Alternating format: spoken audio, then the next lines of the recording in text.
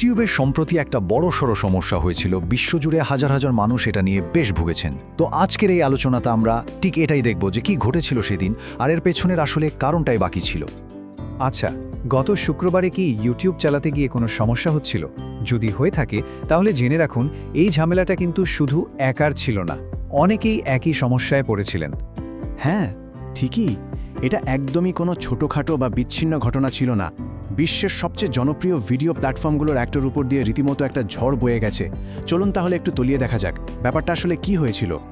ঘটনাটা ছিল শুক্রবারের। হঠাৎ করেই কোনো রকম পূর্বাভাস ছাড়াই সারা বিশ্বের হাজার হাজার মানুষ দেখল যে তারা ইউটিউব খুলতেই পারছে না। এটা কিন্তু একটা বেশ বড়সড় চিন্তার বিষয়, তাই না? কারণ ইউটিউব তো এখন আমাদের ডিজিটাল জীবনের একটা অংশ হয়ে গেছে। তো প্রশ্নটা হচ্ছে, এই যে সমস্যাটা হলো, এটা ঠিক কতটা বড় ছিল? মানে কতজন মানুষের ভুক্তভোগী? ব্যবহারকারীরা যে রিপোর্ট করেছেন সেখান থেকে আমরা এর একটা ধারণা পেতে পারি। এই সব তথ্যগুলো আসছে ডাউন ডিটেক্টর নামের একটা ওয়েবসাইট থেকে। এটা খুবই কাজের একটা অনলাইন সার্ভিস। যখনই কোনো বড় প্ল্যাটফর্মের সমস্যা হয়, ব্যবহারকারীরা সেখানে রিপোর্ট করে, আর ডাউন ডিটেক্টর সেই রিয়েল টাইম রিপোর্টের ওপর ভিত্তি করে আমাদের একটা চিত্র দেয়। ভাবা যায়, ডাউন ডিটেক্টরের ডেটা বলছে যখন সমস্যাটা চরমে তখন শুধু আমেরিকাতেই প্রায় 10,800 মতো রিপোর্ট জমা পড়েছিল। প্রায় 11,000 মানুষ একসাথে সেবা থেকে বাইরে। আর শুধু আমেরিকাতেই না, এই দেখুন, যুক্তরাজ্যেও কিন্তু প্রাথমিকভাবে 3,000-এরও বেশি মানুষ এই সমস্যার কথা জানিয়েছেন। মানে বোঝাই যাচ্ছে ঘটনাটা আসলেই গ্লোবাল ছিল। এই স্লাইডটা কিন্তু খুব ইন্টারেস্টিং, কারণ এটা পুরো গল্পটা একবারে দেখিয়ে দিচ্ছে। দেখুন, একদিকে যেমন আমেরিকার রিপোর্টের সংখ্যা প্রায় 11,000 ছুঁয়ে গিয়েছিল, অন্যদিকে ততটাই দ্রুত কিন্তু সমস্যাটা সমাধানও করা হয়েছে।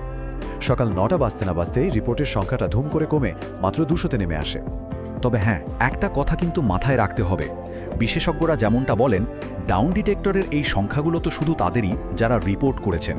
এর বাইরেও তো আরও অনেক মানুষ থাকতে পারেন যারা সমস্যায় পড়েছেন কিন্তু রিপোর্ট করেননি। তাই আসল সংখ্যাটা কিন্তু এর চেয়ে অনেক বেশিও হতে পারে। আচ্ছা, সমস্যা তো হলো, সমাধানও হলো, কিন্তু ইউটিউব ঠিক কিভাবে এটা সামলালো, আর তারপর কি হলো? চলুন এবার সেই দিকে একটু নজর দেয়া যাক। ইউটিউব কিন্তু দেরি করেনি। তারা খুব তাড়াতাড়ি সমস্যার কথাটা মেনে নেয় আর ঝটপট কাজ করে বেশিরভাগ ব্যবহারকারীর জন্য সার্ভিসটা আবার ঠিক করে দেয়। এটা অবশ্যই তাদের একটা ভালো দিক। কিন্তু আসল রহস্যটা কিন্তু অন্য জায়গায়। সার্ভিস তো ঠিক হয়ে গেল, কিন্তু ইউটিউব আজ পর্যন্ত আনুষ্ঠানিকভাবে জানায়নি যে কেন এই বিশাল সমস্যাটা হয়েছিল। টেক দুনিয়ার এত বড় একটা ঘটনা, আর তার পেছনের কারণটা কেন এভাবে লুকিয়ে রাখা হলো, এটাই এখন সবচেয়ে বড় প্রশ্ন হয়ে দাঁড়িয়েছে। তো চলুন এবার এই একটা ঘটনা থেকে বেরিয়ে একটু বড় প্রেক্ষাপটে ব্যাপারটা ভাবা যাক। টেক ওয়ার্ল্ডে এই ধরনের ঘটনা আসলে আমাদের কি বার্তা দিচ্ছে? আর এখান থেকেই আসল ব্যাপারটা পরিষ্কার হয়ে যায়। দেখুন, ইউটিউবের এই সমস্যাটা কিন্তু একা নয়। আজকাল বড় বড় টেক প্ল্যাটফর্মগুলোতে এই রকম ছোটোখাটো সময়ের জন্য বিভ্রাট প্রায়ই ঘটছে।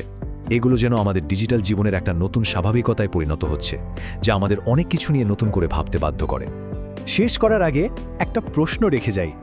এই যে বারবার এমন ঘটনা ঘটছে, এটা কি আমাদের একটুও হলেও ভাবায় না যে ডিজিটাল দুনিয়ার উপর আমরা এতটা ভরসা করে বসে আছি, সেটা আসলে কতটা ঠুনকো হতে পারে?